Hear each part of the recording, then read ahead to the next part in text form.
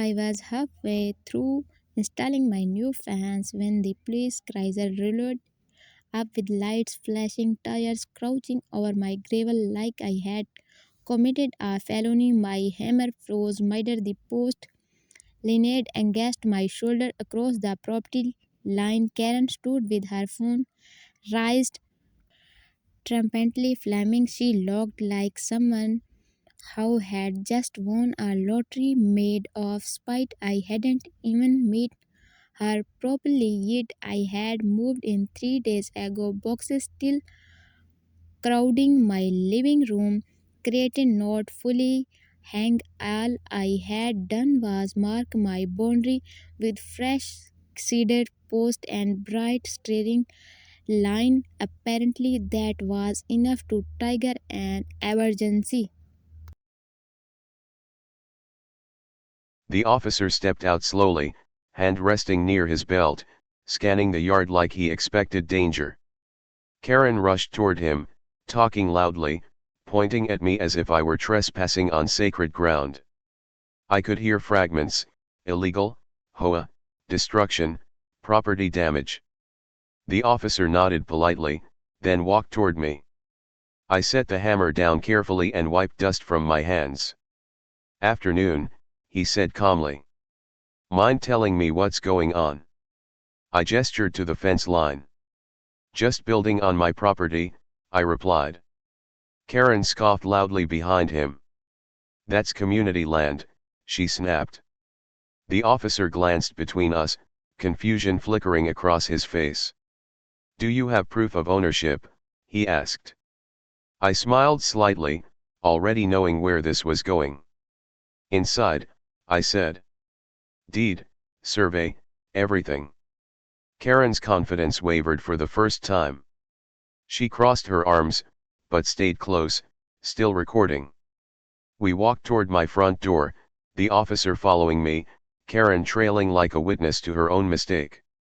My heart wasn't racing. It was steady, calm, almost curious. Because I had noticed something yesterday when measuring the lot. The old survey stakes were still buried in the soil, faint but visible. And they weren't where Karen thought they were. I grabbed the folder from my kitchen counter, thick with paperwork from closing day. The officer flipped through the pages carefully, nodding as he read. Karen's voice grew quieter with every second. Finally, he looked up at her. "Ma'am," he said evenly, "can I see your ID?" Her mouth opened slightly. "Why?" she asked. The officer glanced back at the survey map. "Because you might be standing on his land." The silence that followed felt heavier than the storm clouds rolling overhead. Karen's phone slowly lowered. My fence post waited in the yard, half set, like a bookmark in the middle of a story that had just begun. And suddenly, I realized this wasn't about a fence at all. It was about lines people pretend don't exist until someone measures them properly. That afternoon was only the beginning of a neighborhood war she started. The officer didn't raise his voice. He didn't need to. The authority in his calm tone did more damage to Karen's confidence than shouting ever could. "Ma'am, I'll need to verify your identity," he repeated. Karen blinked rapidly, like her brain was trying to catch up with a script that had suddenly changed genres. I live right there," she said, pointing to the beige house beside mine. "I've been here for 12 years. Everyone knows me." He nodded politely. "I still need your ID." She hesitated just long enough to make the moment awkward. Then she turned sharply and marched toward her house. The officer looked at me and sighed quietly. "This happens more than you'd think," he said. I raised an eyebrow. Fence disputes. People assuming things they never checked. When Karen returned, she handed over her license with visible irritation. The officer compared her address to the survey in his hand. His finger traced the property line slowly. Very slowly. Karen watched his hand like it was a countdown to something she didn't want to happen. He finally looked up. "Ma'am, your driveway crosses about 3 feet into his property." Her face went pale. That's impossible. It's right here on the survey. She shook her head. That driveway has been there since before he moved in. I couldn't help it. So was the property line. The officer almost smiled but held it in. He handed her ID back. You may want to contact a surveyor and the HOA before escalating things like this again. Karen's mouth opened, but no sound came out. Then the officer turned to me. You're free to continue your fence. I nodded. Appreciate it. He walked back to his cruiser, leaving Karen standing in my yard, staring at the map like it had personally betrayed her. For a long moment, neither of us spoke. The wind rustled the bright string line between my posts. Somewhere in the distance, a lawnmower hummed. Finally, she said, you could just move it a little. Be neighborly. I tilted my head. You called the police. Her eyes narrowed. You're new here. You don't understand how this neighborhood works. I picked up my hammer. I understand property lines. That's when I saw it in her expression. Not anger. Not embarrassment. Calculation. She wasn't done. She walked back toward her house slowly, glancing at my half-built fence like it was an enemy fortification. I had a strange feeling in my gut. This wasn't over. For Karen, this had never been about land. It was about control. And she had just discovered that control didn't extend as far as she thought. I went back to setting the post, but I could feel her watching from behind her curtains. That evening, as the sun dipped low, I noticed something odd. The bright orange survey stake near the edge of my yard, the one that proved everything was gone. I knew exactly where the survey stake had been. I had stepped around it all morning while measuring the fence line, careful not to disturb it. A thin orange strip of plastic tied to the top had fluttered in the breeze like a tiny flag claiming quiet authority. Now there was only a small hole in the soil and a faint scuff mark in the grass.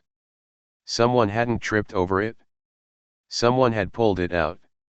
I stood there for a long moment, staring at the empty spot, feeling that slow, creeping confirmation settle in my chest. This wasn't an accident. And it definitely wasn't over. Across the yard, Karen's curtains shifted slightly. I didn't wave. I didn't react. I simply took out my phone and snapped several photos of the missing marker, the hole in the ground, and the rest of the remaining stakes still in place along the line.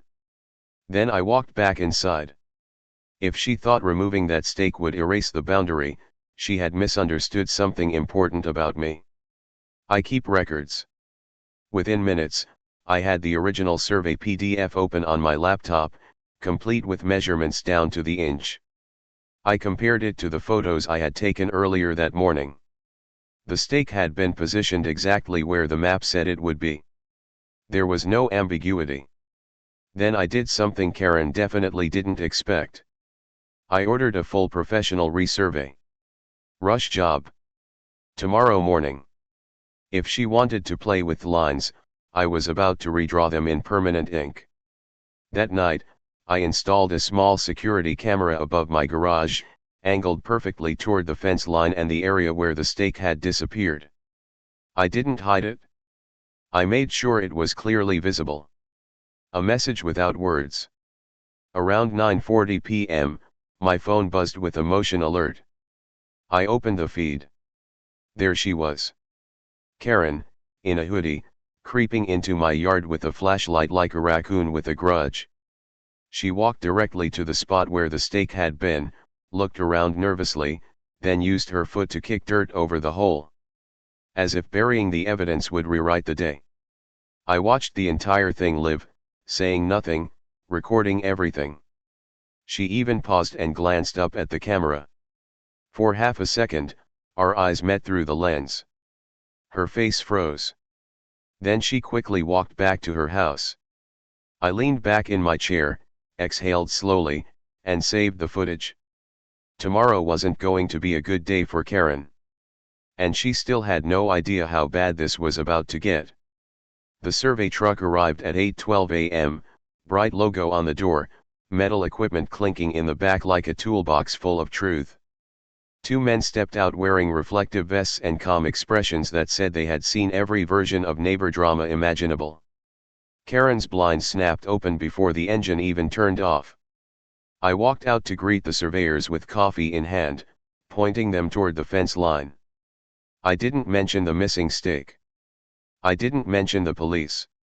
I just handed them the original survey copy and let professionals do what professionals do.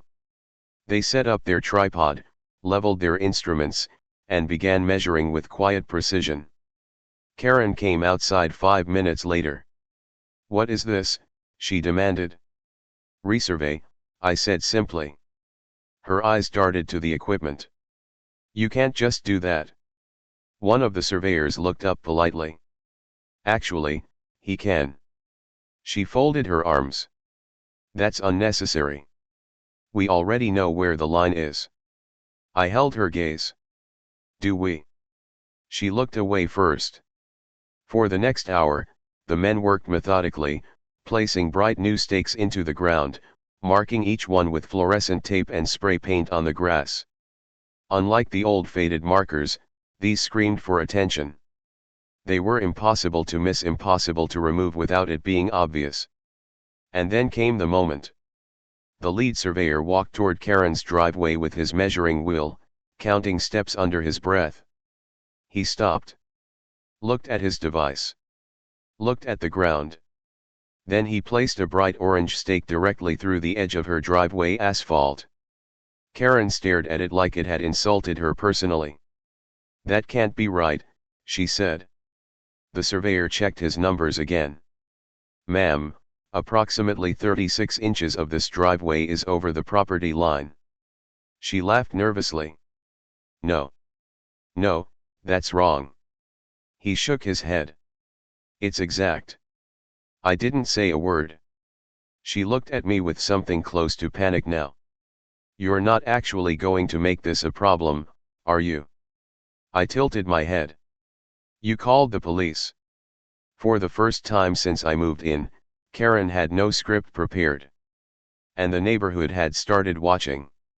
2 houses down, a man stood on his porch pretending to water plants that didn't need watering. Across the street, someone sat in a parked car a little too long. The bright orange stake stood like a silent witness in the middle of Karen's driveway. And suddenly, this wasn't private anymore. Karen didn't move for a long time. She just stood there staring at the orange stake planted through the edge of her driveway like it was a warning sign only she could read. The surveyors continued working, marking final points, spraying lines, documenting everything with photos and notes. Their calm professionalism made the situation feel even more official, more permanent. Neighbors had fully committed to watching now. A man across the street leaned on his mailbox. A woman walked her dog in slow circles that passed my house 3 times. Curtains twitched. Phones were definitely out. Karen finally turned to me.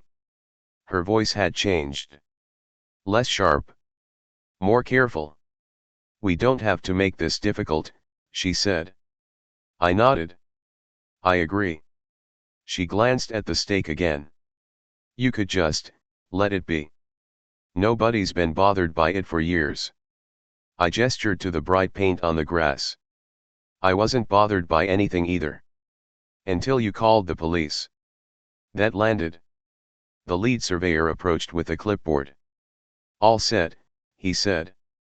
"We'll email you the certified report this afternoon." "Thank you," I replied. Karen watched him like he was handing me a weapon. As the truck pulled away, the street felt unusually quiet. The kind of silence that follows something important. She stepped closer to me, lowering her voice. "Look, the HOA has rules. You can't just build things without approval." I smiled faintly. "Fences on private property don't require HOA approval here. It's in the bylaws." Her eyes flickered. She hadn't expected that. "I've read them," I added. She opened her mouth, then closed it again. What she didn't know was that I had spent my first night in this house reading every page of those bylaws, highlighting sections, making notes. I like knowing the rules before someone tries to use them against me. She took a slow breath. This doesn't have to turn into a big issue. I looked past her at the stake in her driveway. It already is. That's when her phone rang. She answered quickly, stepping a few feet away. I could still hear her voice, urgent and hushed. Yes, he had a survey done. No, it's official. Yes, the police came yesterday. She glanced back at me while talking. So this was spreading. Not just gossip. Panic. Because if Karen's driveway was over the line, there was a very real chance other things in this neighborhood weren't where people thought they were either. When she hung up, she didn't look angry anymore. She looked worried. And for the first time, I realized something important. Karen hadn't just called the police on me. She had accidentally started a chain reaction she couldn't control. By late afternoon, the email from the survey company arrived with a certified report, stamped, signed, and impossible to argue with. I printed 2 copies. One for my records. One for whatever came next. I didn't have to wait long. At 5:03 p.m., a white SUV with an HOA logo on the door rolled slowly down the street and parked in front of Karen's house. Not mine. 2 board members stepped out, holding folders and wearing expressions that suggested they had already heard a very confusing version of this story.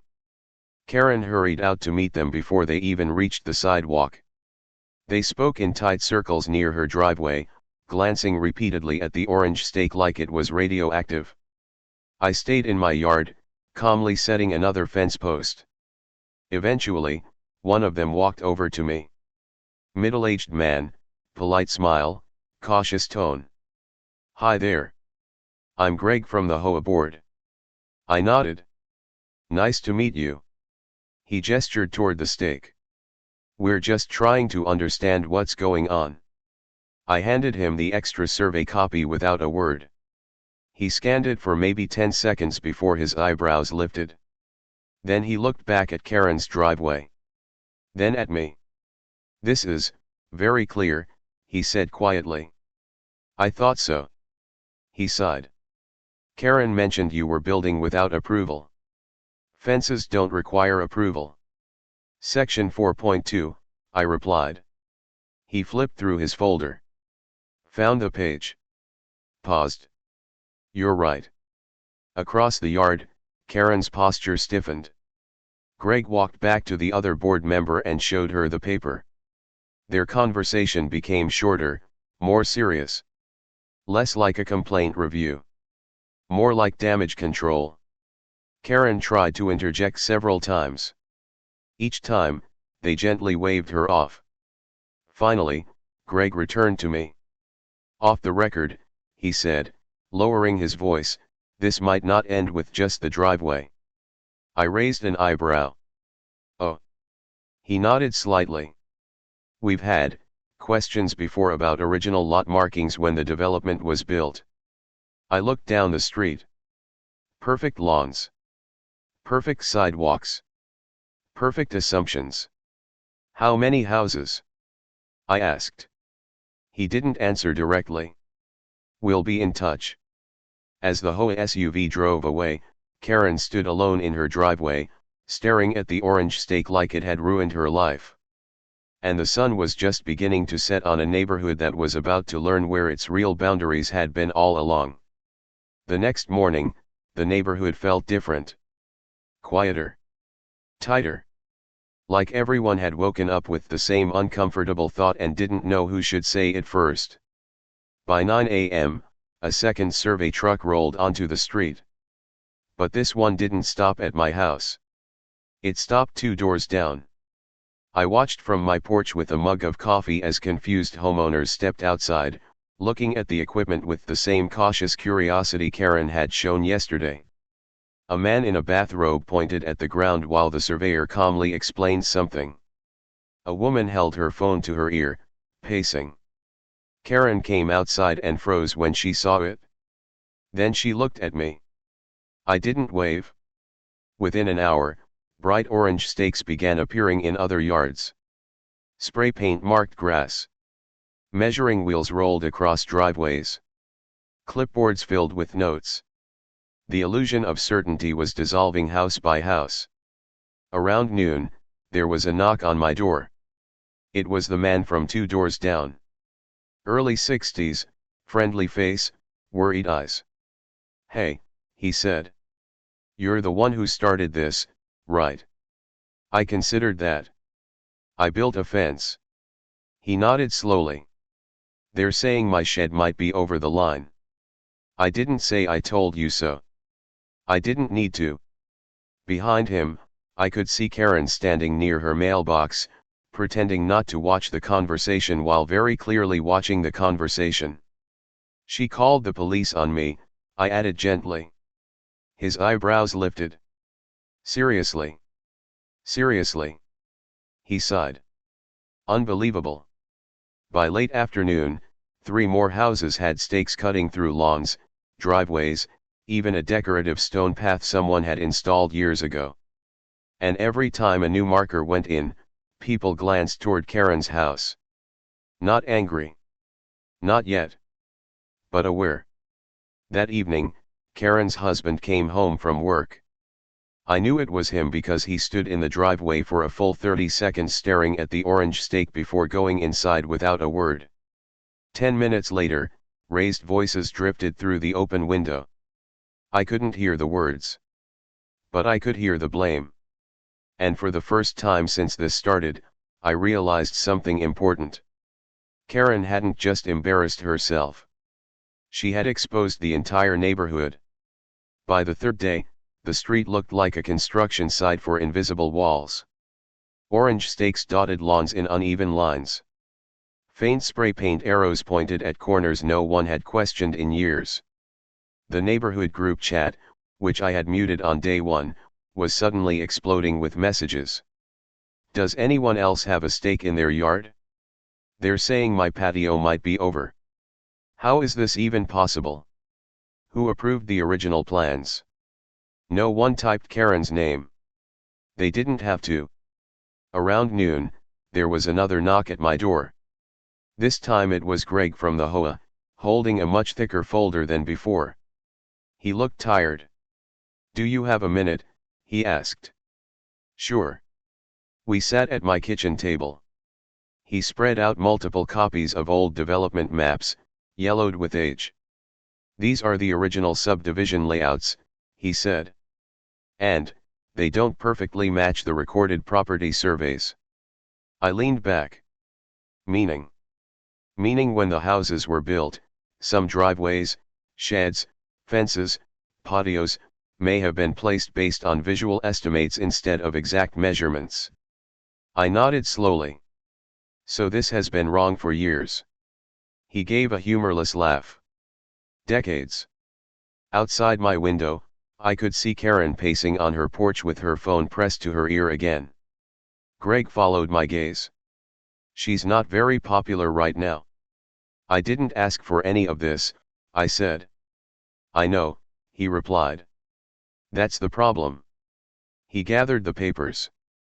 "The board is going to recommend that homeowners work out neighbor agreements instead of forcing removals. It would be a disaster otherwise." "Smart." He paused at the door. "Off the record?" "If she hadn't called the police, none of this would have surfaced." I smiled faintly. I figured. That evening, something unexpected happened. Karen walked across the street toward my house. Slowly. No phone. No clipboard. No attitude. Just her. She stopped at the edge of my yard, looking smaller than she had all week. "I think we got off on the wrong foot," she said. I waited. She glanced back at her driveway stake. "Maybe we can come to an understanding." And for the first time, she sounded like a neighbor. Not a ruler. Karen stood at the edge of my yard like someone asking permission to enter a place she used to think she owned. The orange stake in her driveway glowed in the late sun behind her, a bright reminder of how quickly certainty can crumble. I overreacted, she said quietly. I didn't rush to fill the silence. I let the words hang there, honest and unfamiliar coming from her. She took a breath. I shouldn't have called the police. No, I agreed. She nodded, accepting it without argument. I just. I've lived here a long time. I thought I knew where everything was. Who belonged where? I looked at the fence posts lined neatly along my yard. Lines have a way of humbling people. A faint, reluctant smile touched her face. Apparently. For a moment, we just stood there, two neighbors on opposite sides of a lesson neither of us expected to learn this week. I talked to my husband, she continued. We're willing to redo the edge of the driveway so it's fully on our side. No trouble. No complaints. That's reasonable, I said. She hesitated. And, if you still want to finish the fence. I do. She nodded. Then I won't interfere. It wasn't an apology wrapped in pride. It was a genuine truce. Over the next few days, contractors came and cut back the edge of her driveway. Other neighbors made small adjustments to sheds, patios, fences. No lawsuits. No shouting. Just quiet corrections across the block. The HOA issued a long email about historical measurement discrepancies and community cooperation. No one replied to it. Because everyone knew how this started. One afternoon, as I hammered the final board into place, Karen walked by with a tray of lemonade. For the work, she said. I accepted a glass. Thank you. She glanced at the finished fence. Looks nice. It does. And that was it. No more drama. No more accusations. Just two houses separated by a boundary that finally made sense.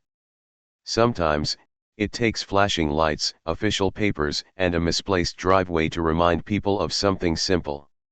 You can't argue with a line that was always there. You can only pretend it wasn't. And when Karen dialed 911 to remove me from my own land, she accidentally forced the entire neighborhood to see where they truly stood. Thanks for watching. If you enjoy it, please subscribe to my channel, share it with your friends, and drop your thoughts in comments. Your support means the world to me.